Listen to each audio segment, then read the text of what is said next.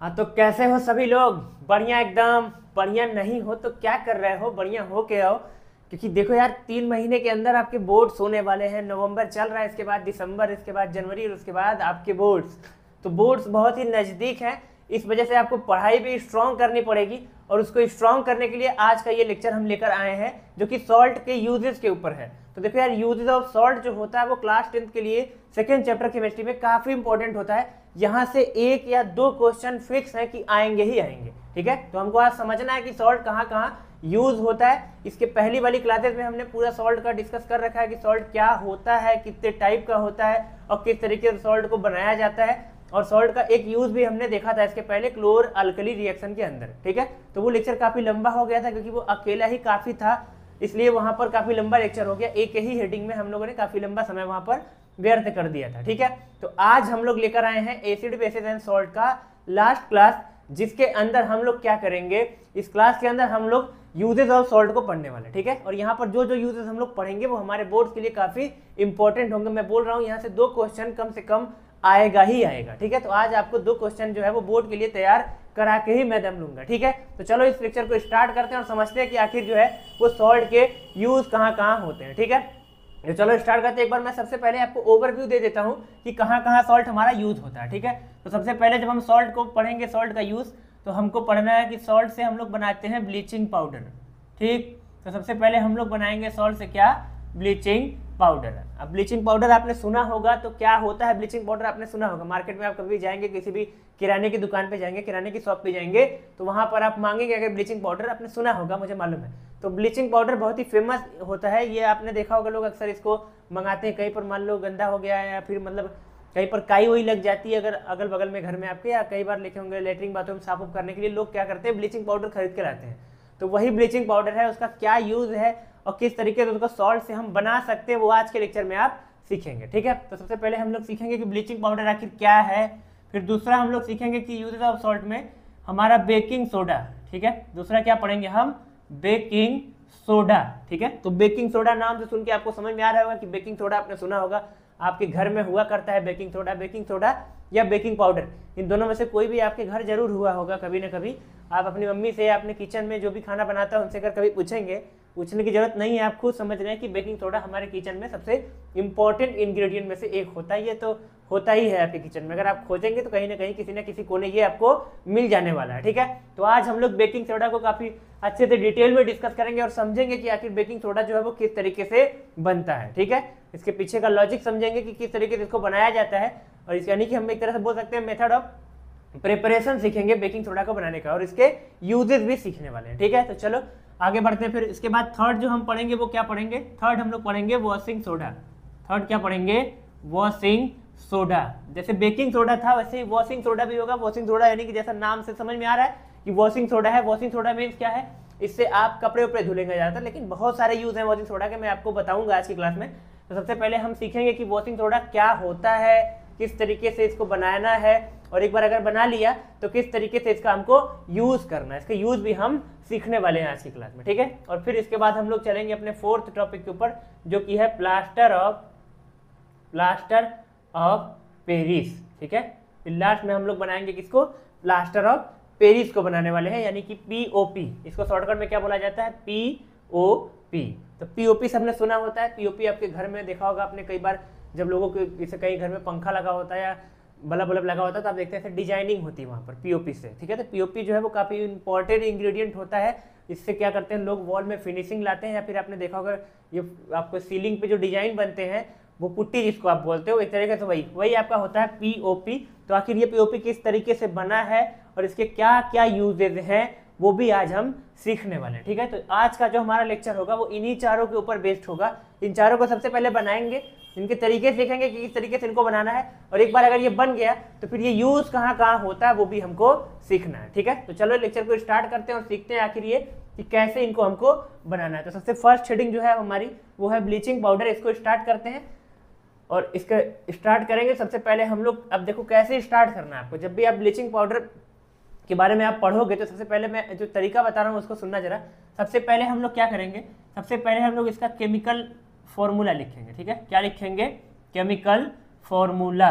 तो तो bleaching powder जो होता है उसका केमिकल फॉर्मूला क्या होता है आपको मालूम होना चाहिए। तो ब्लीचिंग पाउडर का केमिकल फॉर्मूला होता है CaOCl2, ठीक है। ब्लीचिंग पाउडर का केमिकल फॉर्मूला क्या है, CaOCl2, या फिर इसको आप अगर चाहें तो ऐसे भी लिख सकते हैं CaOCl का होल ट्वाइस। तो देखो अगर आप नेट पे कभी भी सर्च करते हो कि ब्लीचिंग पाउडर का फॉर्मूला क्या होता है तो आपको समझ आएगा कि ये भी ब्लीचिंग पाउडर का फॉर्मूला है CaOCl2, और ये भी किसका फॉर्मूला है, ब्लीचिंग पाउडर का फॉर्मूला है, ठीक है। लेकिन दोनों में फर्क है।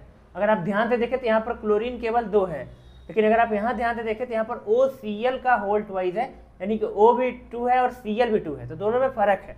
अब मेरे को समझ में नहीं आ रहा है या आपको समझ में नहीं आ रहा होगा कि आखिर यहाँ पर कौन सा फॉर्मूला सही है। तो देखो ऐसा होता है कि रियलिटी में जो फॉर्मूला होता है वो थोड़ा कॉम्प्लेक्स होता है। ब्लीचिंग पाउडर असल में थोड़ा कॉम्प्लेक्स कंपाउंड है, तो हम क्या करते हैं उसका सिंपल वर्जन याद करते हैं। सिंपल वर्जन में हम क्या करेंगे, हम दोनों याद कर सकते हैं। आप अगर अपनी बुक्स में चेक करेंगे तो आपको दोनों फॉर्मूले जो है उधर लिखे हुए मिलेंगे, ठीक है। तो आपकी बुक्स में ये वाला भी फॉर्मूला और ये वाला दोनों फॉर्मूले जो है वो लिखे हुए मिल सकते हैं। लेकिन अगर बोर्ड के पॉइंट ऑफ व्यू से बात करेंगे, बोर्ड पॉइंट ऑफ व्यू से, तो आपके क्लास 10 बोर्ड में ये वाला फॉर्मूला नहीं मिलेगा आपको, ठीक है।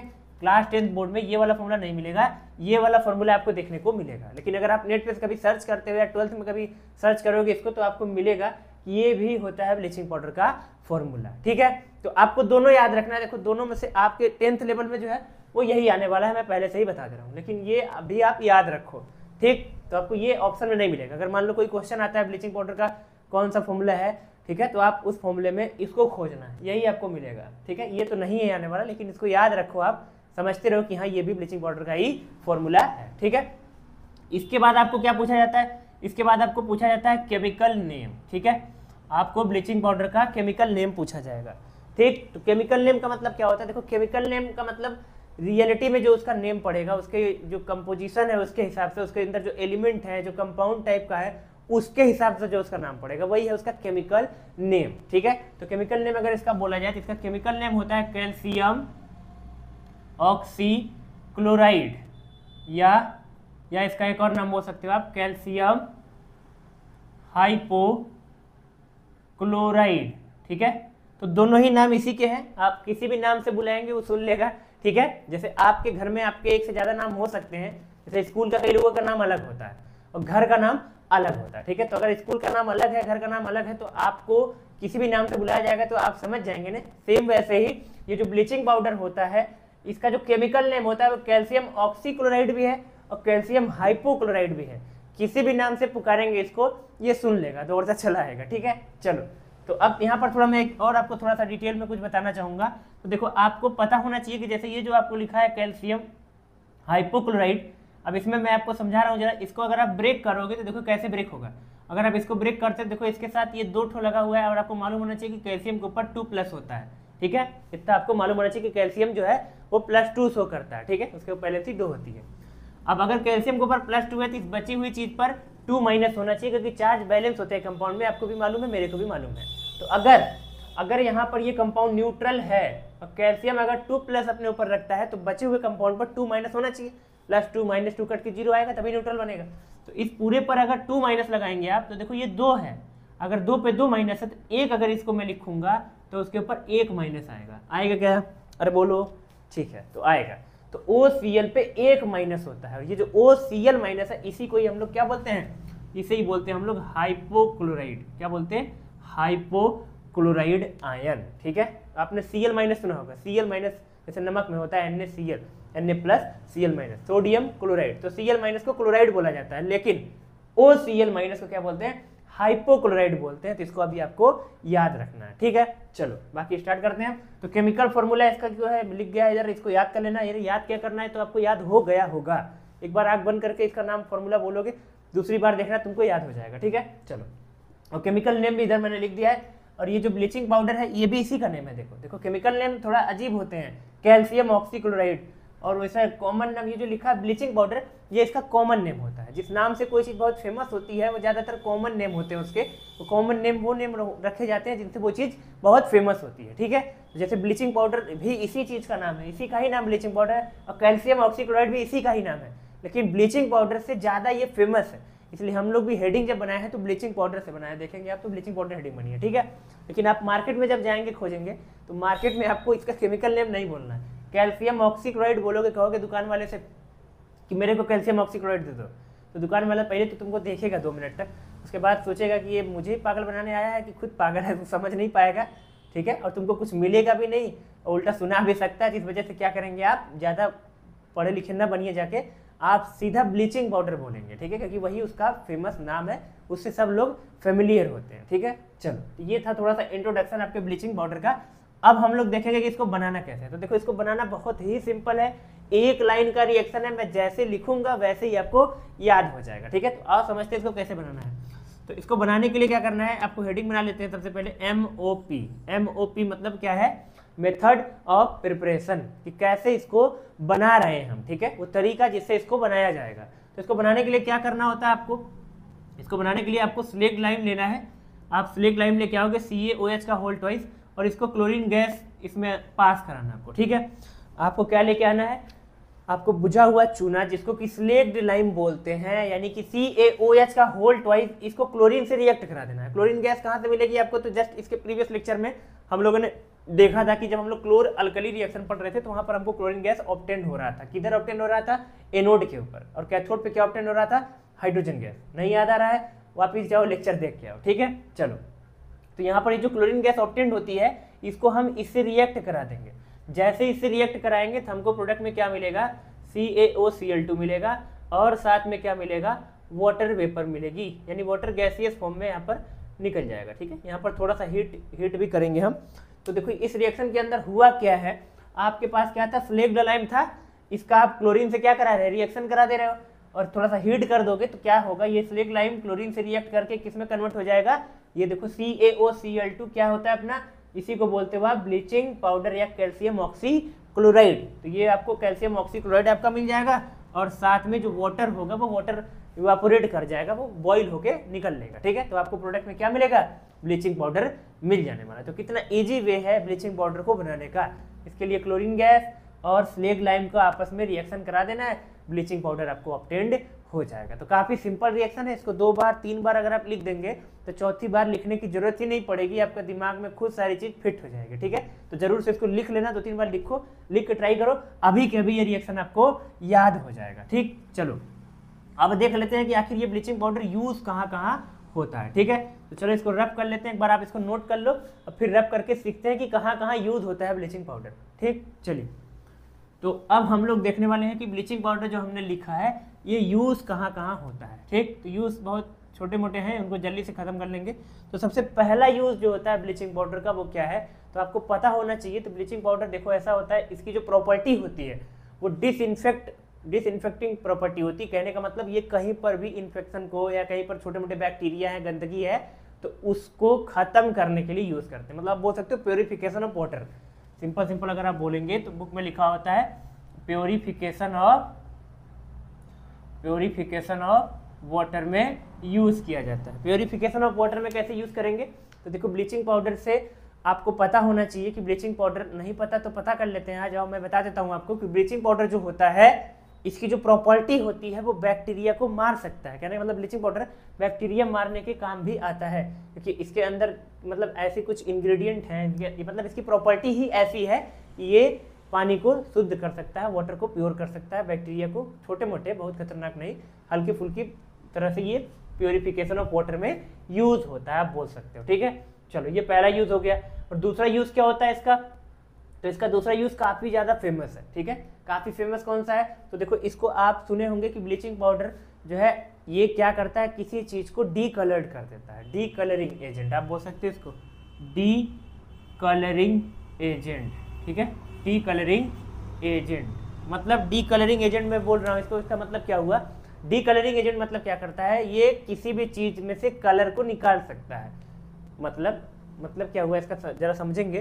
तो देखो होता क्या है कि गारमेंट फैक्ट्रीज के अंदर क्या होता है, जहाँ कपड़े की फैक्ट्रीज होती है वहाँ पर क्या होता है, या लॉन्ड्री शॉप्स जहाँ होते हैं, जहाँ पर समझ रहे हो आप लॉन्ड्री शॉप, वहाँ पर देखो पुराने कपड़े अगर आप देख क्या हो गया, आप जिस कलर का चाहोगे आपका कपड़ा उस कलर का बना के दिया जा सकता है आपको, ठीक है। तो क्या करते हैं वो लोग, सबसे पहले जैसे आपका कोई भी कपड़ा है, सपोज कर लेते हैं कि मान लेते हैं रेड कलर का है, चलो ठीक है। तो आपने रेड कलर का कोई शर्ट जो है वो पहना था, अब उसको आपको अच्छा नहीं लग रहा है, आप चाहते हैं उसका कलर चेंज हो जाए, नया खरीदने के पैसे हैं नहीं आपके पास, बहुत गरीब हो आप, ठीक है। चलो, तो आप क्या कर रहे हो, उसको शर्ट को जो रेड कलर था उसको चेंज करा रहे हो, ठीक है, कोई और कलर करा रहे हो, अपना फेवरेट कोई भी कलर, ठीक है, वो कुछ भी हो सकता है। तो अगर आप रेड कलर को चेंज करना चाहेंगे तो सबसे पहले क्या करना होता है, सबसे पहले उस रेड कलर को गायब करके वाइट करेंगे शर्ट को, और फिर उसके अंदर जो भी कलर आप चाहेंगे वो कलर मिला के उस शर्ट का कलर वैसा बना दिया जाता है, ठीक है। तो ऐसे कैसे होगा, अब रेड कलर को कैसे हटाया जाएगा कपड़े से, तो इसके लिए कपड़े को ब्लीचिंग पाउडर से वॉश करेंगे।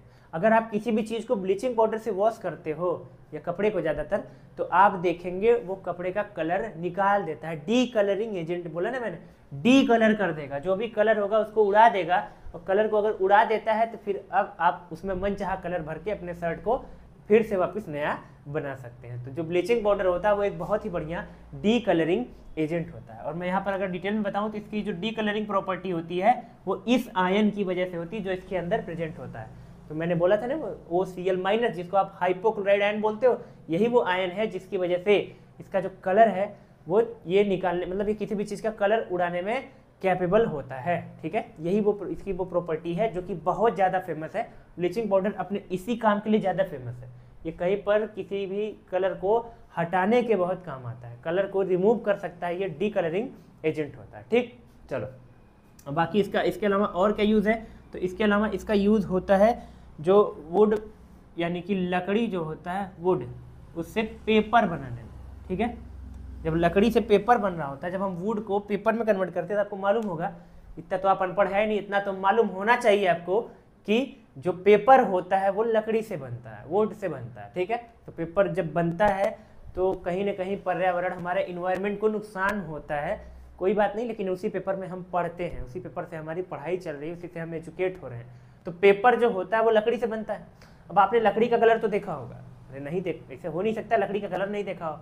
लकड़ी का कलर सबने देखा है, कोई झूठ नहीं बोलेगा, किसी ने हाथ नहीं उठाया, सबने लकड़ी का कलर देखा है। जो नहीं देखा है वो हाथ उठाया जरा, तो हाथ किसी ने नहीं उठाया, सबने लकड़ी का कलर देखा है, ठीक है। चलो, तो लकड़ी जो होती है उसका कलर, नेचुरल कलर आपने देखा होगा, और पेपर का कलर आप देखिए। अब पेपर और लकड़ी में कितने बहुत फर्क है, ठीक है। तो जब पेपर को लकड़ी से बनाया जाता है, इस दौरान लकड़ी का पहले डीकलरेशन किया जाता है, मतलब लकड़ी को पहले कलर हटा दिया जाता है उसको वॉशिंग, मतलब सॉरी, उसको सबसे पहले हम क्या करते हैं, ब्लीचिंग पाउडर से वॉश कर देते हैं। तो जब आप ब्लीचिंग पाउडर से उसको वॉश करते हैं, देखो असल में होता क्या है कि जो लकड़ी होती है, जो वुड होता है, उसके अंदर पल्प टाइप का कुछ होता है। पल्प क्या होता है, तो देखो जो पेपर बनता है वो लकड़ी से बनता है, ऐसा कहा जाता है, केवल लकड़ी से पेपर बनता है, लेकिन लकड़ी के पल्प से, जो वुड होता है, वुड पल्प, उससे पेपर बनाया जाता है। ये वुड पल्प क्या होता है, तो ये एक तरह से आप समझ सकते हो ऐसे, लकड़ी को थोड़ा पहले मतलब पीस दिया जाता है, उसको ग्राइंड करते हैं, पीस के उसको जो है जैसे आटा सानते हैं, ऐसे लकड़ी को हम पीस के पतले पतले लेयर में कन्वर्ट करते हैं। पहले जब पतले पतले लेयर में कन्वर्ट करते हैं, उसके अंदर पानी मिला के, जो भी मिला के हम लकड़ी को पीस के एकदम, मतलब आप कैसे बताऊँ मैं आपको इसको, जैसे समझ सकते हैं, आप नहीं समझ पा रहे हैं तो लकड़ी को क्या करते हैं, हम ग्राइंडर में डालते हैं, पानी के साथ मिक्स करके ग्राइंडर में डाल के उसको एकदम पीस के एकदम पतला बनाया जाता है पहले, ठीक है। पेपर बनाना है ना उससे, फिर क्या करते हैं, उसको हम ब्लीचिंग पाउडर से वॉश कर देते हैं। तो जब ब्लीचिंग पाउडर से वॉश करते हैं तो वहाँ पर लकड़ी का जो नेचुरल कलर होता है वो रिमूव हो जाता है। लकड़ी जो है वो, उसका जब कलर रिमूव हो जाएगा, उसको जो पल्प उसको बोलते हैं, वो जो पल्प होता है, लकड़ी पहले थी, जब उसको आपने उसको पानी के साथ जो है ग्राइंड करके उसको पतला कर दिया तो वो पल्प होता है। अब उस पल्प को हम क्या करेंगे, ब्लीचिंग पाउडर से वॉश करके वाइट कर देंगे। अब अगर एक बार वाइट हो गया तो फिर हम उससे पेपर अब बना पाएंगे। अब वाइट कलर में आप कोई भी कलर जिस तरीके से चाहें उस तरीके से अरेंज कर सकते हैं, अपने कलर के पेपर आप बना सकते हैं, ठीक है। लेकिन ज़्यादातर पेपर आप देखेंगे मार्केट में जो है वो फेयर कॉपी जो होती है वो वाइट कलर की ही होती है। तो कहीं ना कहीं ब्लीचिंग पाउडर बहुत ज़्यादा रोल इसका है आपके पेपर इंडस्ट्री के अंदर पेपर बनाने में, ठीक है। तो ये कुछ 3 यूज़ मैंने इधर लिखा है ब्लीचिंग पाउडर का। आपके एग्जाम में जब भी आएगा, देखो जब भी आपके एग्जाम में पूछा जाएगा ब्लीचिंग पाउडर के बारे में या इसके यूज़ के बारे में, तो कम से कम 2 यूज़ पूछा जाता है, ठीक है। तो आपसे 2 यूज़ पूछा जाता है, मैं हर एक में आपको 3 या 4 यूज़ बता दूंगा। तो मैं ज़्यादा ही बता रहा हूँ आपको, उसमें से सिलेक्ट करना है कौन सा आप लिख रहे हो, जो भी आपको ज़्यादा बेटर लगेगा वही आप एग्जाम में लिख देना, ठीक है। चलो, तो यहाँ पर 3 यूज़ हो जाते हैं ब्लीचिंग पाउडर के। अब इसके बाद हम लोग अपने अगले टॉपिक की तरफ बढ़ेंगे, तो इसको आप नोट कर लो जल्दी से, फिर अगले टॉपिक की तरफ हम लोग बढ़ते हैं, ठीक है। चलो रब कर लें, ठीक है। जो हमारा अगला टॉपिक होने वाला है वो क्या है, अपना अगला टॉपिक जो है वो है बेकिंग सोडा, ठीक है। क्या है, बेकिंग सोडा, NaHCO3, इसको आप बोल सकते हो, ठीक है। या ऐसा करते हैं, इसका नाम नीचे लिख लेते हैं। तो बेकिंग सोडा जो होता है इसका सबसे पहले केमिकल फॉर्मूला लिखते हैं, ठीक है। जो हम लोग ट्रेंड बना रहे हैं उसी हिसाब से लिखेंगे। सबसे पहले हम लोग क्या करेंगे, केमिकल फॉर्मूला लिख लेते हैं। तो केमिकल फॉर्मूला क्या होता है बेकिंग सोडा का, तो इसका केमिकल फॉर्मूला होता है NaHCO3, ठीक है, NaHCO3, ये है आपका बेकिंग सोडा का फॉर्मूला NaHCO3। अब इसका केमिकल नाम क्या होता है, ठीक है, तो इसका केमिकल नेम, तो अपने बेकिंग सोडा जो होता है ये इसका कॉमन नेम है। देखो जिस नाम से कोई चीज़ फेमस होती है ज़्यादातर वो कॉमन नेम होते हैं उनके। अब बेकिंग सोडा जो है उसका केमिकल नाम जो है वो क्या होगा, तो आपने सुना होगा बेकिंग सोडा का केमिकल नाम होता है सोडियम बाइकार्बोनेट। क्या होता है, सोडियम बाइकार्बोनेट, या इसको हम लोग बोलते हैं सोडियम हाइड्रोजन कार्बोनेट, ठीक है। चलो दोनों लिख दिया इसको मैंने। तो आपने सुना होगा बेकिंग सोडा बहुत फेमस इंग्रेडिएंट है, आपके किचन में जरूर मिल सकता है, ये खोजेंगे जरूर मिलेगा, ठीक है। नहीं मिलेगा तो किसी और के किचन में खोज लेना, ठीक है, खरीद लेना, इसको देख लेना। तो बेकिंग सोडा जो है उसका केमिकल फॉर्मूला होता है NaHCO3।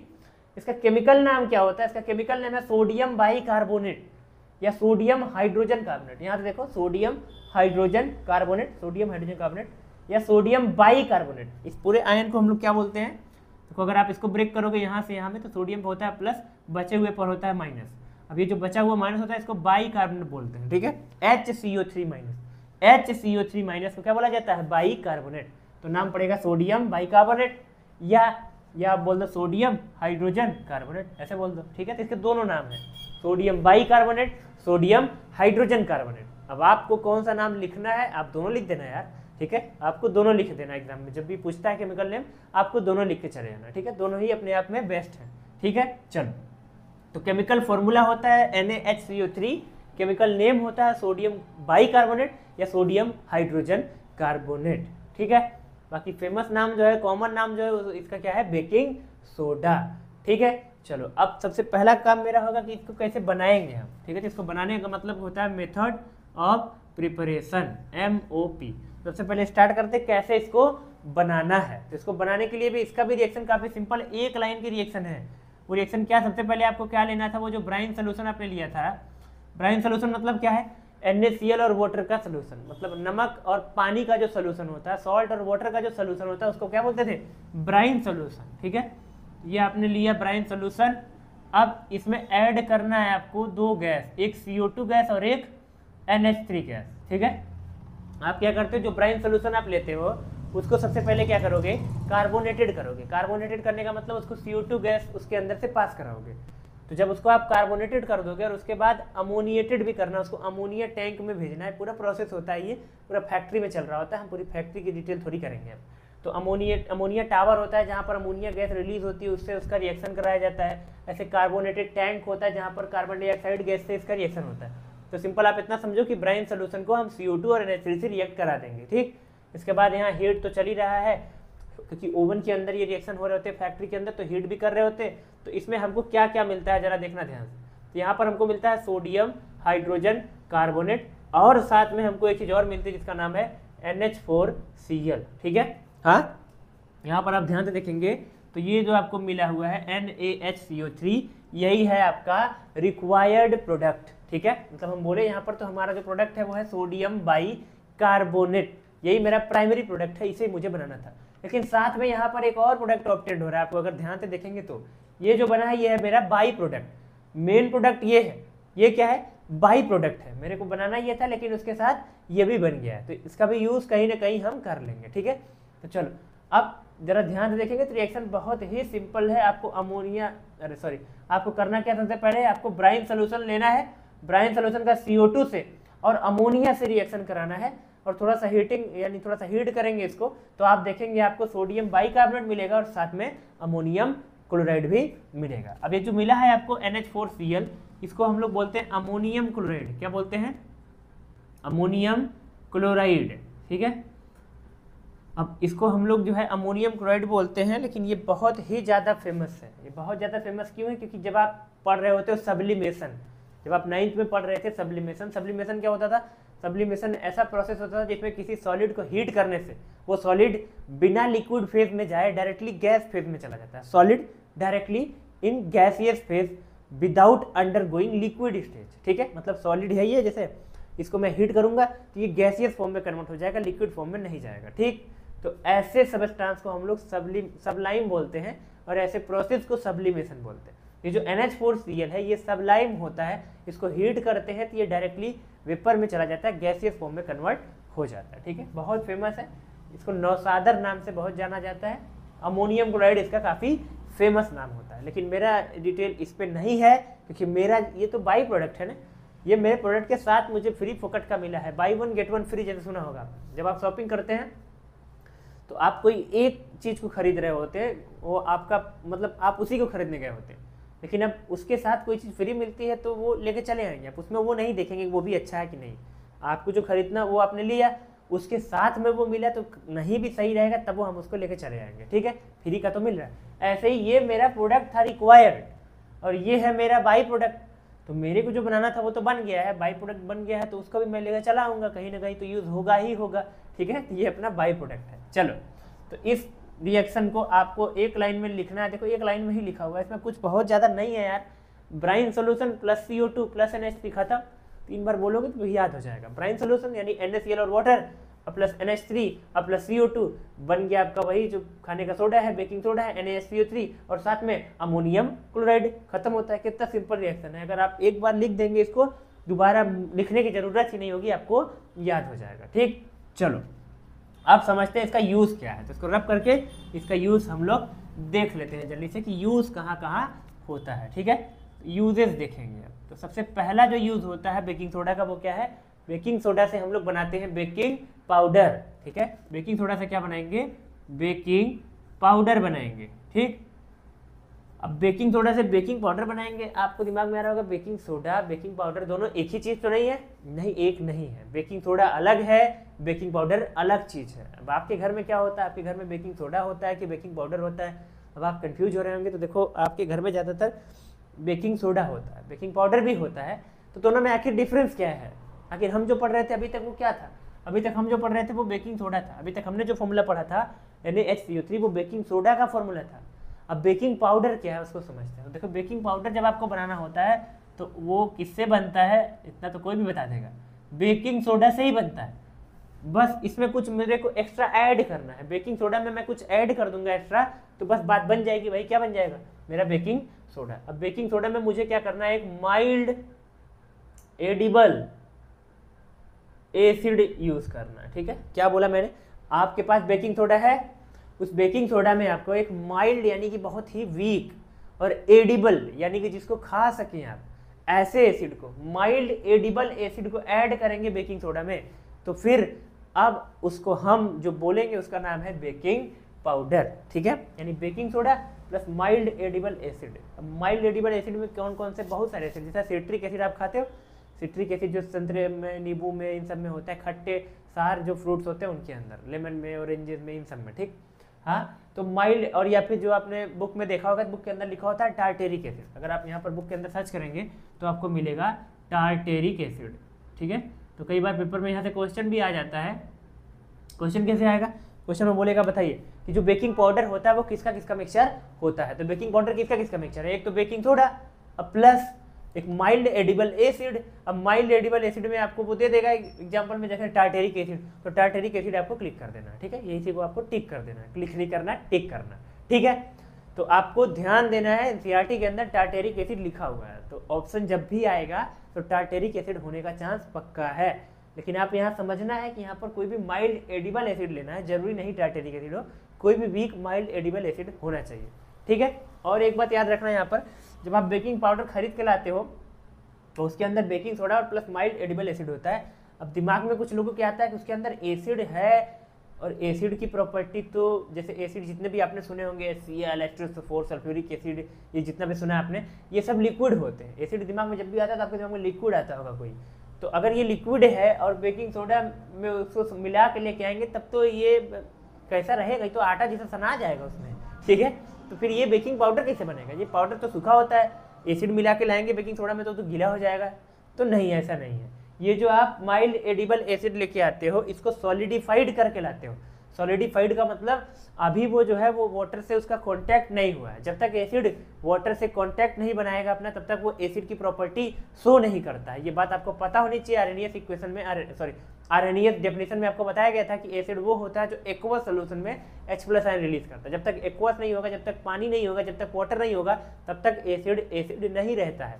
तो यहाँ पर जो हम एसिड मिलाते हैं वो उसमें वाटर नहीं रहता है, वो हम उसको मतलब ऐसा बोल सकते हो आप एनहाइड्रस यूज करते हैं। एनहाइड्रस मतलब बिना वाटर का रहता है, जिससे यहाँ पर इन दोनों का रिएक्शन ना हो जाए। नहीं तो ये दोनों आपस में ही रिएक्शन करके कुछ 3-5 कर देंगे, बाद में हम लोग जो बनाने के लिए लाए हैं वो बन चुका तब। ठीक है, देखो होगा यहाँ पर अगर ये एसिड जो है वो अगर सच में एसिड हुआ लिक्विड वाला, तो उसके इसमें क्या होता है आपने पढ़ा था कि जब भी हम बेकिंग सोडा का फॉर्मूला क्या है पता है सबको, NaHCO3। और मान लो यहाँ पर कोई एसिड लेके आ गया आप H2SO4, ऐसा कोई एसिड लेके चले जाए। ठीक है, अब आपने पढ़ा था कि एसिड का मेटल कार्बोनेट और मेटल बाइकार्बोनेट से रिएक्शन मैंने पढ़ाया था।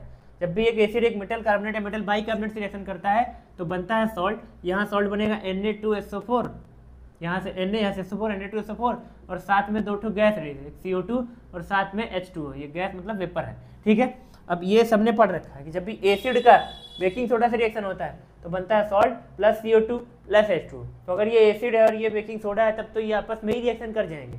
तब बेकिंग पाउडर कहाँ बनेगा? तब तो मैं डब्बा में लेके आऊँगा, जब तो उसमें से ऐसे खोलते ही CO2 गैस H2O को उड़ जाएगा, तो बचेगा क्या?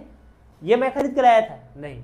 तो असल में बेकिंग पाउडर इनका मिक्सचर है, इनका रिएक्शन नहीं कराना है। इनका रिएक्शन करा देंगे तो कुछ और बन जाएगा आपका। ठीक है, ये असल में मिक्सचर करना है। अब मिक्सचर कैसे करेंगे? ये दोनों तो रिएक्शन कर जाएंगे। एसिड का और मेटल कार्बोनेट का रिएक्शन होता है, मेटल बाइकार्बोनेट का। तो यहाँ पर इसलिए हम क्या करते हैं, यहाँ पर एक माइल्ड एसिड लेते हैं और एडिबल एसिड इसलिए क्योंकि खाओगे यार उसको, तो खाओगे तो खाने वाला एसिड होना चाहिए ना।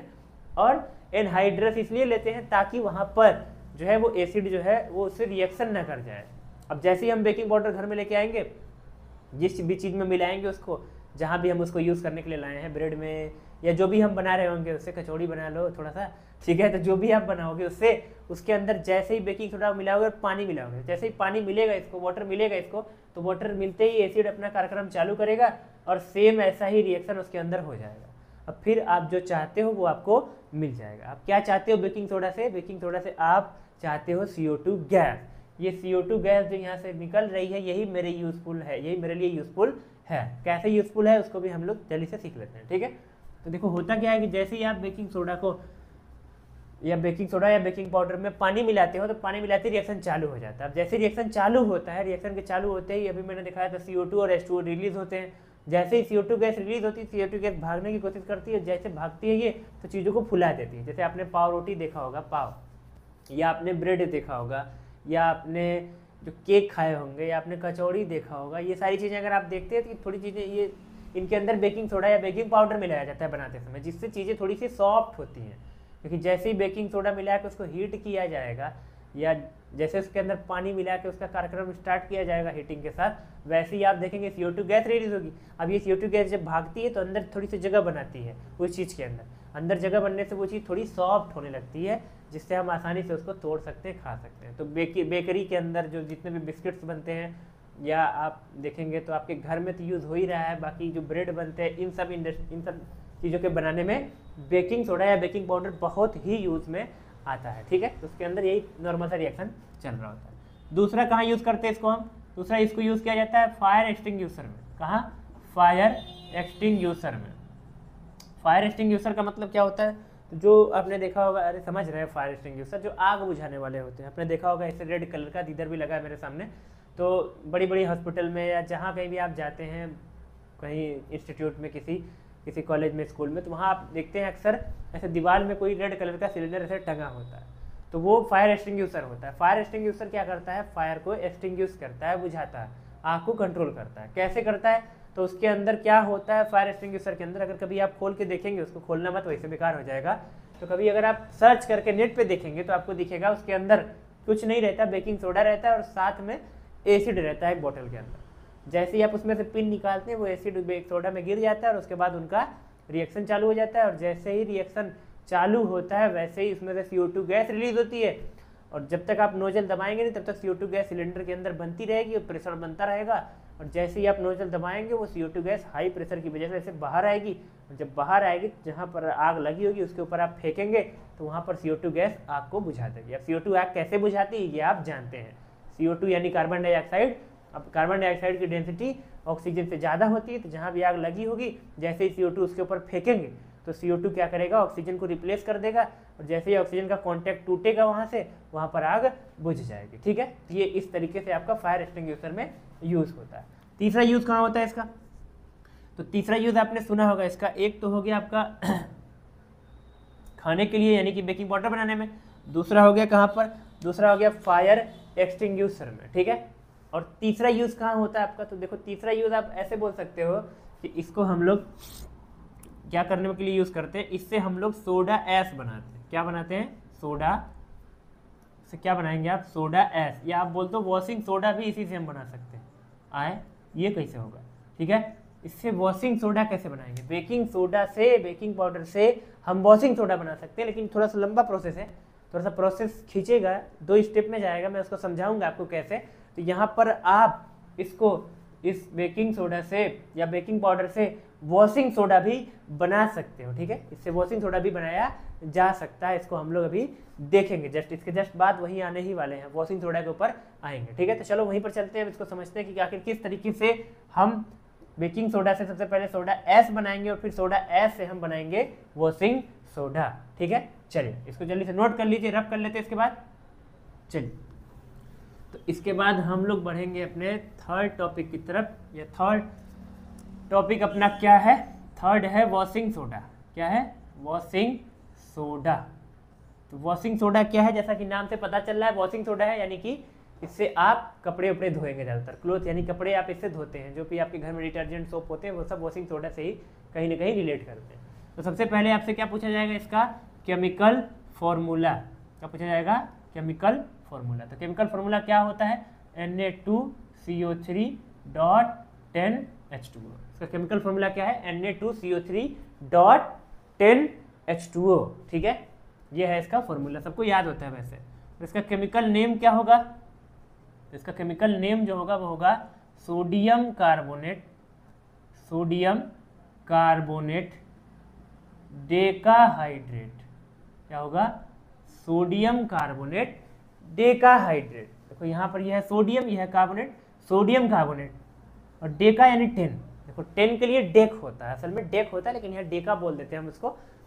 9 के लिए नोन होता है, 10 के लिए डेक होता है, जैसे 1 के लिए मेथ होता है, 2 के लिए एथ होता है, ये सारी चीज़ आगे पढ़ेंगे। जैसे मोनो डाई ट्राई होता है ना 1 2 3 के लिए, ऐसे ही 10 के लिए क्या होता है, डेक, यहाँ पर डेका बोलते हैं उसको।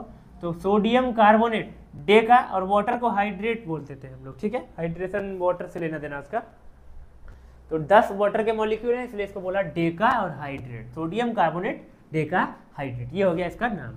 अब हम लोग देखेंगे इसका मेथड ऑफ प्रिपरेशन, कि आखिर बनाना कैसे है मुझे, आखिर वॉशिंग सोडा जो है उसको बनाएंगे कैसे हम लोग।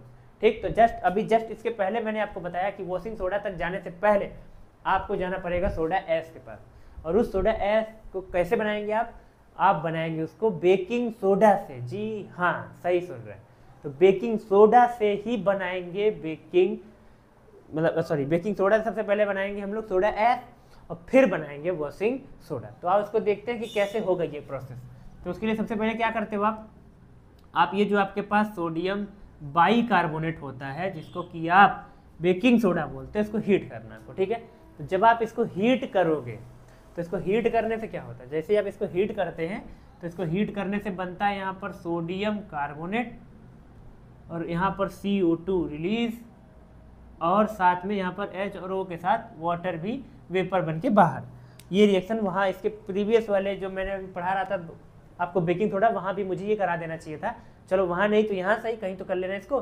तो सोडियम बाइकार्बोनेट, जिसको बेकिंग सोडा आप बोलते हो, इसको हीट करने से बनता है sodium carbonate plus CO2 gas और प्लस वाटर वेपर बनती है। ठीक है, हाँ जी। अब होता क्या है कि ये जो सोडियम कार्बोनेट है इसी को बोला जाता है सोडा ऐश।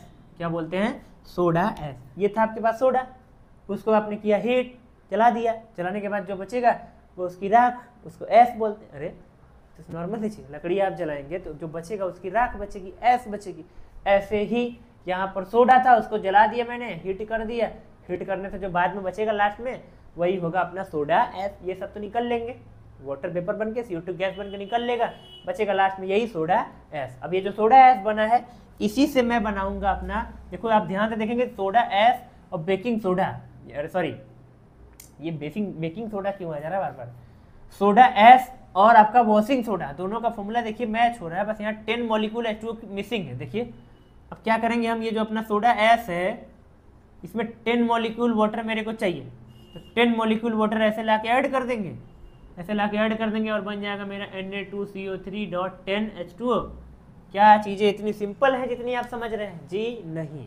ठीक है, यहाँ थोड़ा मैं आपको डिटेल में बताना चाहूँगा। अगर आप सोडा एस के अंदर पानी मिला देंगे, वाटर मिला देंगे, तो इससे क्या होगा, आप 10 मॉलिक्यूल वाटर मिला पाएंगे? नहीं मिला पाएंगे, गिन ही नहीं सकते आप वाटर के मॉलिक्यूल को। वाटर मॉलिक्यूल इतने छोटे होते हैं उनको काउंट करना इम्पॉसिबल है। तो आप एक सोडियम कार्बोनेट के साथ 10 मॉलिक्यूल ऑफ वाटर कैसे ऐड करेंगे? ये तो इम्पॉसिबल है, कर ही नहीं पाएंगे आप। अब और दूसरी प्रॉब्लम क्या होगी, अगर आप इसको इसके साथ ऐड कर देंगे तो ये जो सोडा है ऐसे ये गीला हो जाएगा, ये बिल्कुल ऐसा जैसे राख में पानी डाल दिया आप, बेकार हो जाएगा यार। क्या करोगे उसको, टीका लगाओगे, भस्म, क्या करोगे उससे? ठीक है, तो राख में पानी डाल देंगे तो वो चीज़ बेकार हो गई, वो गीली हो जाएगी ना, वो कहाँ से मेरा वॉशिंग सोडा बनेगा यार? वॉशिंग सोडा जो तुम खरीद के लाते हो कपड़ा धोने के लिए, डिटर्जेंट, वो गीला रहता है? नहीं रहता। लेकिन यहाँ तो तुम ये क्या बना रहे हो, सोडा एस में पानी डाल दोगे तो क्या बनेगा, वो वॉशिंग सोडा बनेगा, वो तो गीला हो जाएगा ना। तो यहाँ पर क्या करेंगे फिर हम, जो देखो यहाँ पर होता है एक प्रोसेस है जिसका नाम है क्रिस्टलाइजेशन। क्या होता है? क्रिस्टलाइजेशन। 9th याद करो, 9th गुजरा है, बढ़िया गुजरा है सबका? नहीं गुजरा होगा मुझे मालूम है, 9th में पढ़ाई पढ़ कहाँ रहे थे, तो नौटंकी कर रहे थे सब लोग। अब थोड़ी सी पढ़ाई को सीरियसली ले रहे हो क्योंकि बोर्ड है, 9th की थोड़ी कमियां हैं, कोई बात नहीं, चलो मैं थोड़ा सा बता दूंगा आपको। हम क्या करेंगे, खाने का सोडा जो है मेरा, सबसे पहले उसको हम करेंगे हीट, यानी बेकिंग सोडा को करेंगे हीट। उसको हीट करेंगे तो मेरे को बचेगा यहाँ से राख मिलेगा, सोडा एस मिलेगा। सोडा एस है, एस मत करना तुम, ठीक है, एस राख वाला है। अभी सोडा एस को जब मैं वाटर से ट्रीट करूंगा, वाटर ट्रीटमेंट दूंगा इसको, यानी पानी से रिएक्शन कराऊंगा इसका। पानी से रिएक्शन कैसे कराएंगे अब, तो देखो असल में पानी से रिएक्शन नहीं होता है यहाँ पर, अरे पानी से रिएक्शन ही नहीं करता है यहाँ पर, असल में होता है क्रिस्टलाइजेशन। क्रिस्टलाइजेशन कोई रिएक्शन नहीं, ये एक प्रोसेस है, वो मैं बताऊंगा अभी क्या होता है उसमें।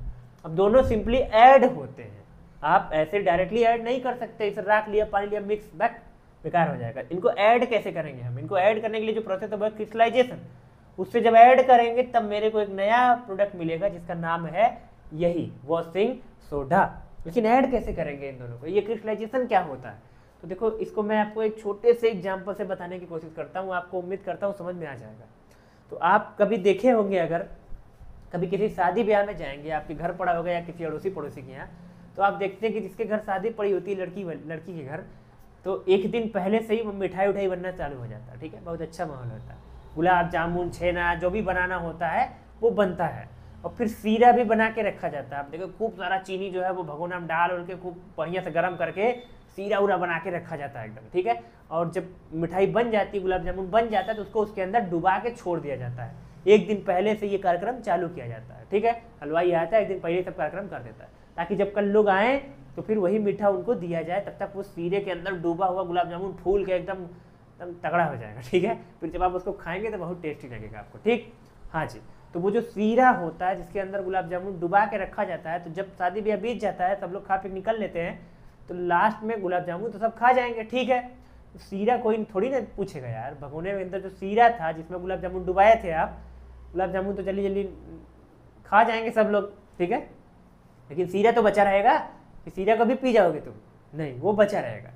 अब वो जो बचा हुआ सीरा है, जिसको चाशनी भी बोलते हैं, वो जो बचा है वो अब क्या होगा, वो वेस्ट होगा मेरा, या मैं फिर से गुलाब जामुन बनाऊंगा, उसमें डुबाता रहूंगा रोज रोज, यही करूँ। अरे शादी ब्याह खत्म, अब क्या होगा, वो सीरा क्या काम में आएगा। तो देखे होंगे आप क्या होता है, वो जो सीरा होता है जितना भी बचा रहता है, वो हलवाई क्या करता है, उसको सबको एक बर्तन में भर के उसको आग लगा के नीचे से गर्म करता है, खूब गर्म करते हैं, खूब बॉईल करते हैं खूब। उस सीरा को जब बॉईल करते हैं हमने, तो वो जो हमारा जो सोल्यूशन बना था, देखो वो सुपर सैचुरेटेड सोल्यूशन होता है। जब चीनी को पानी में, यानी किसी भी सॉल्यूट को सॉल्वेंट में, वहाँ चीनी पानी रहता है, शुगर वाटर रहता है, जब भी आप किसी भी सॉल्यूट को सॉल्वेंट में उसको अमाउंट से ज़्यादा, सॉल्युबिलिटी से ज़्यादा डिजोल्व कर देते हो तो वहाँ पर सुपर सेचुरेटेड सोल्यूशन बनता है।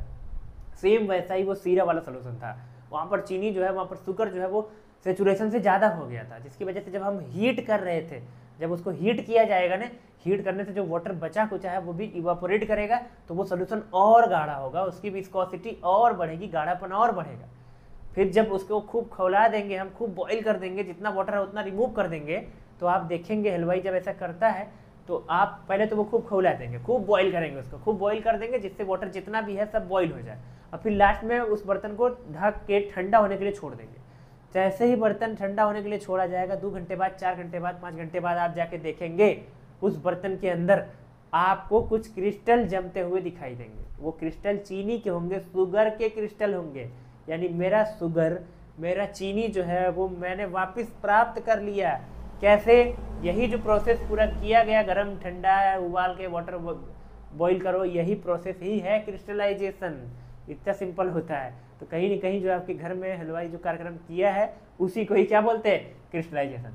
ऐसे ही चीनी की जगह आपको लेना है सोडा ऐश, उसको वाटर में ऐड करके फिर हलवाई बुला के, नहीं हलवाई नहीं बुलाएंगे, यहाँ पर जो भी प्रोसेस होता है उसको करेंगे और हीटिंग करेंगे, फिर उसको कूल करेंगे, तो आप देखेंगे यहाँ पर आपको क्रिस्टल्स मिलेंगे। अब ये जो क्रिस्टल मिलेंगे यही होंगे आपके क्रिस्टल वॉशिंग सोडा के, ठीक है। तो इस तरीके से क्रिस्टलाइजेशन के थ्रू आपको वॉशिंग सोडा ऑब्टेन्ड हो जाएगा, ठीक है। ये जो था प्रोसेस, ये काफ़ी इंटरेस्टिंग प्रोसेस होता है। 2 स्टेप में मैंने वॉशिंग सोडा बनाया है, तो आपको भी एग्जाम में दोनों स्टेप लिखने हैं, ठीक है। फर्स्ट स्टेप में सोडा ऐश बनेगा, सेकेंड स्टेप में आपका वॉशिंग सोडा बनेगा, ठीक है। तो चलो इसको भी नोट कर लो, फिर यूज देखेंगे कि वॉशिंग सोडा यूज कहाँ होता है। तो रब कर ले इसको। चलिए, तो अब देखने वाले हैं कि वॉशिंग सोडा जो है वो यूज कहाँ पर होता है, ठीक है। यूजेज ऑफ वॉशिंग सोडा, ठीक है, खाली यूजेज लिख लेते हैं। यूजेज कहाँ कहाँ यूज होता है। तो सबसे पहला तो क्लीनिंग ऑफ क्लोथ्स, इसको लिख सकते हैं आप। ये सबसे पहले कहाँ यूज करेंगे? क्लीनिंग ऑफ क्लोथ्स, यानी कि कपड़े की साफ सफाई में। जो भी कपड़े होंगे आपके उसको साफ सुथरे करने के लिए आप वॉशिंग सोडा यूज करते रहे। अरे वॉशिंग का मतलब साफ सुथरा करना है, धो देना है उसको। तो वॉशिंग सोडा मतलब क्लीनिंग ऑफ क्लोथ्स। जितने भी आपके घर में क्लोथ्स होते होंगे, कपड़े गंदे जब होते हैं तो आप क्या करते हैं? और गंदा करते हैं? नहीं, उनको साफ करते हैं। आप नहीं करते होंगे, मम्मी आपकी करती होंगी, दीदी करती होंगी, ठीक है। हाँ जी। तो कपड़े जब गंदे होते हैं उनको साफ करने के लिए, उनसे मैल, उनसे डर्ट हटाने के लिए हम यूज करते हैं किसको? वॉशिंग सोडा को। कई बार डायरेक्टली वॉशिंग सोडा यूज करते हैं, कई बार इन सोप के फॉर्म में यूज करते हैं, कई बार डिटर्जेंट के फॉर्म में यूज करते हैं, ठीक है। चलो, इसके अलावा वॉशिंग सोडा कहाँ यूज करते हैं हम लोग? इसके अलावा हम लोग वाटर का क्या करते हैं? रिमूव, लिख देता हूँ, रिमूव हार्डनेस ऑफ वाटर, ठीक है। मतलब ये वाटर की हार्डनेस को रिमूव करता है। मतलब वाटर की हार्डनेस को रिमूव करना मतलब वाटर हार्ड होता है उसको रिमूव कर देगा। ये क्या समझ में नहीं आया। देखो होता क्या है कि वाटर 2 तरीके के होते हैं। थोड़ा सा इस पर डिटेल कर लेते हैं जल्दी से, जरूरत नहीं थी लेकिन कर लेते हैं, ठीक है। तो यहाँ पर वाटर 2 तरह का होता है, एक सॉफ्ट वाटर और दूसरा हार्ड वाटर, ठीक है। अब सॉफ्ट वाटर का मतलब क्या होता है? सॉफ्ट मतलब उसको टच करेंगे सॉफ्ट वाटर का, यह सॉफ्ट होने लगा। और हार्ड वाटर का मतलब वाटर को टच करेंगे तो हार्ड लगेगा, पत्थर है क्या उसके अंदर? नहीं। तो ये क्या है? सॉफ्ट वाटर क्या है? Hard water. वैसे ये मेरा जो टॉपिक है, ये सॉफ्ट और हार्ड वाटर, ये अपने केमिस्ट्री का सबसे लास्ट चैप्टर, सबसे लास्ट टॉपिक है।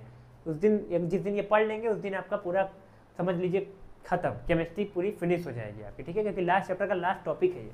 तो सॉफ्ट वाटर, हार्ड वाटर क्या होता है? तो देखो सॉफ्ट हार्ड हम बोल रहे हैं उसके अंदर प्रेजेंट सॉल्ट के अमाउंट से। देखो कोई भी वाटर, कहीं का भी वाटर होगा, उसके अंदर प्योर फॉर्म में वाटर नहीं होते, उसके अंदर कुछ न कुछ चीज़ें एक्स्ट्रा ऐड जरूर रहती हैं, ठीक है। तो कुछ न कुछ हम बोलते हैं सॉल्ट, हम ज़्यादातर उनको सॉल्ट, मिनरल ऐसे बोल देते हैं।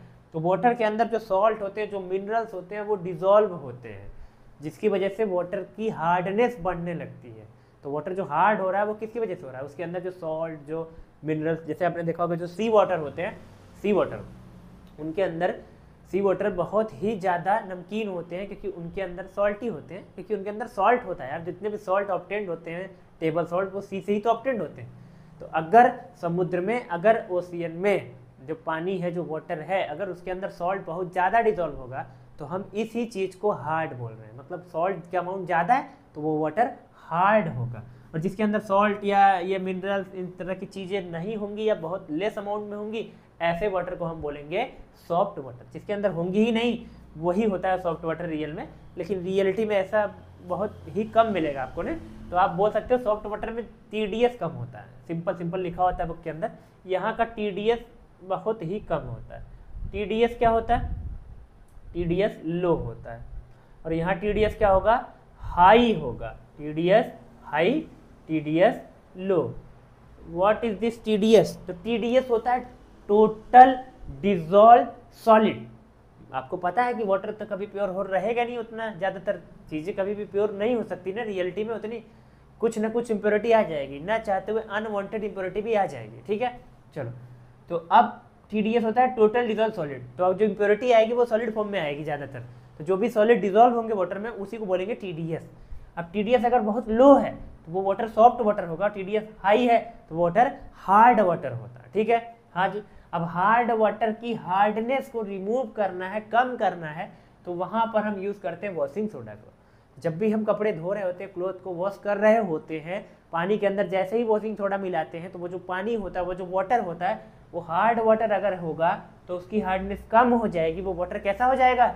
सॉफ्ट वाटर बन जाएगा। ठीक है, नहीं समझ आ रहा है? देखो होता ये है कि अगर आप कपड़े धो रहे हो, ठीक है, तो कपड़े अगर आप धोते हो तो कपड़े धोने के लिए आप दो चीज़ यूज़ कर सकते हो, एक तो सोप यूज़ करते होगे और दूसरा आप डिटर्जेंट यूज़ करते होगे, सोडा यूज़ करते होगे। ठीक है, अब सोप की क्या जो है, सोप का एक डिसएडवांटेज ये है कि सोप जो है जब तक लेदर नहीं बनाएगा, जब तक झाग नहीं बनाएगा, तब तक जो है वो मैल को साफ नहीं करेगा, डर्ट को साफ नहीं करेगा। अब सोप जो है वो हार्ड वाटर के साथ फोम या लेदर नहीं बना पाता है, झाग नहीं बना पाता है, इसका मतलब वो हार्ड वाटर में फेल हो जाता है, अपना काम नहीं कर पाता। लेकिन वही सॉफ्ट वाटर में जो सोप होता है वो बहुत ही मस्त काम करता है, वहाँ पर एकदम बढ़िया सा लेदर बनता है, बढ़िया सा झाग बनाता है, वो अच्छे से मैल साफ कर सकता है। अब आपके घर में हार्ड वाटर आ गया अगर तब तो सोप बेकार हो गया। सोप तो जो है सॉफ्ट वाटर में ट्रीटमेंट के लिए यूज़ होता है। तो उस केस में आप क्या कर सकते हो? उस केस में जिस दिन आपको लगे कि मेरा साबुन झाग नहीं दे पा रहा है, यहाँ से लेदर नहीं बन पा रहा है, उस दिन समझ जाना कि तुम्हारे साबुन में झोल नहीं, तुम्हारे घर में जो पानी है उसमें झोल है। ठीक है, पानी में झोल का मतलब पानी हार्ड हो चुका है या हार्ड वाटर आपके घर आता है। तो इसके लिए आप क्या करेंगे? इसके लिए कुछ नहीं करेंगे, आप पानी के अंदर वॉशिंग सोडा ऐड कर देंगे। वॉशिंग सोडा क्या करता है? रिमूव करता है हार्डनेस ऑफ वाटर। तो हार्डनेस ऑफ वाटर कुछ हद तक कम कर देगा, बहुत कम कर देगा, जिससे आपका पानी जो है घर का पानी वो सॉफ्ट वाटर होगा और आराम से आप कपड़े उसमें धो लेंगे। ठीक है, चलिए। और तीसरा यूज़ क्या होता है इसका? तो इसका तीसरा यूज़ होता है ग्लास एंड वुड इंडस्ट्री में। ठीक है, कहाँ यूज़ करते हैं? ग्लास और वुड इंडस्ट्री में। मतलब ग्लास बनाने में, जो ग्लास बन रहा होता है या जब पेपर बन रहा होता है, वुड ये पेपर है, ठीक है, सॉरी ये वुड नहीं है, पेपर इंडस्ट्री है। वुड से पेपर बनता है तो मेरे दिमाग में वुड आ गया था। ठीक है, चलो।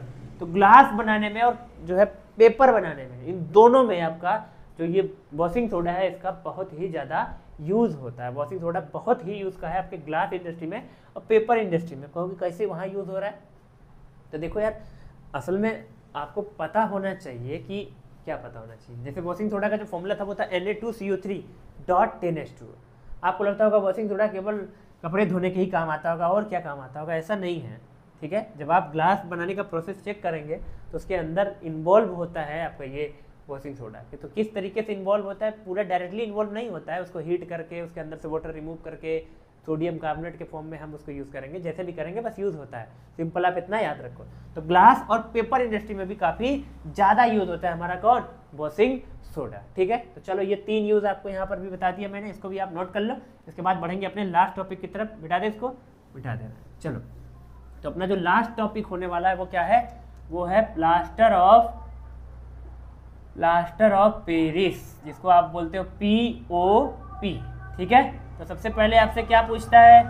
सबसे पहले आपसे पूछता है केमिकल फॉर्मूला। तो केमिकल फॉर्मूला क्या होता है POP का? तो केमिकल फॉर्मूला होता है CaSO4.12H2O। देखो प्लास्टर ऑफ, तो फॉर्मूला में है हाफ, ऐसे मैंने याद किया था। यहाँ पर वाटर का अमाउंट कितना है? हाफ। प्लास्टर ऑफ हाफ, ऐसे। ठीक है, तो प्लास्टर ऑफ पेरिस, तो CaSO4.12H2O ये होता है प्लास्टर ऑफ पेरिस का केमिकल फॉर्मूला। केमिकल नेम क्या होगा? अब की बार आप बताइए जरा। तो केमिकल नेम कैसे बताएंगे आप? तो सबसे पहले यहाँ का नाम लिख दो, कैल्शियम सल्फेट क्या लिखेंगे, कैल्शियम सल्फेट, ये भी नहीं आता, 9th में सीखा था। कैल्शियम है, ये सल्फेट है, तो कैल्शियम सल्फेट। इसके बाद हेमी हाइड्रेट, यहाँ पर वाटर के लिए हाइड्रेट और आधे के लिए हेमी बोलते हैं, ठीक है। जैसे 10 के लिए डेक बोला था अगली बार, ऐसे ही यहाँ पर आधा जो लिखा है हाफ, उसके लिए हम क्या यूज करेंगे, हेमी, ठीक है। तो नाम क्या पड़ जाएगा इसका, कैल्शियम सल्फेट हेमी हाइड्रेट। या फेमस नाम की बात करेंगे आप, कॉमन नाम की बात करेंगे तो प्लास्टर ऑफ पेरिस, और सरल भाषा में पीओपी, ठीक है। तो आखिर ये इसका केमिकल फॉर्मूला हो गया और ये इसका केमिकल नेम हो गया। अब बात करेंगे मेथड ऑफ प्रिपरेशन की, कि कैसे इसको हम बना सकते हैं, ठीक है। तो इसको बनाने के लिए मेरे को क्या चाहिए होगा, पहले उसकी बात करते हैं। तो देखो, इसको बनाने के लिए अभी तक हम जो सॉल्ट यूज कर रहे थे वो था अपना NaCl। अभी तक जो सॉल्ट यूज हो रहा था वो था सोडियम क्लोराइड, खाने वाला नमक, टेबल सॉल्ट। लेकिन अब इस बार पीओपी उससे नहीं बनाएंगे यार, खाने वाले नमक से पीओपी बनाएंगे, ऐसा नहीं होता। खाने वाले नमक से, टेबल सॉल्ट से पीओपी नहीं बनता है। पीओपी बनाने के लिए मेरे को एक स्पेशल टाइप का सॉल्ट चाहिए होता है जिसका नाम है जिप्सम। क्या नाम है उसका, उसका नाम है जिप्सम। अरे लिख जा, क्या नाम है, जिप्सम। अब जिप्सम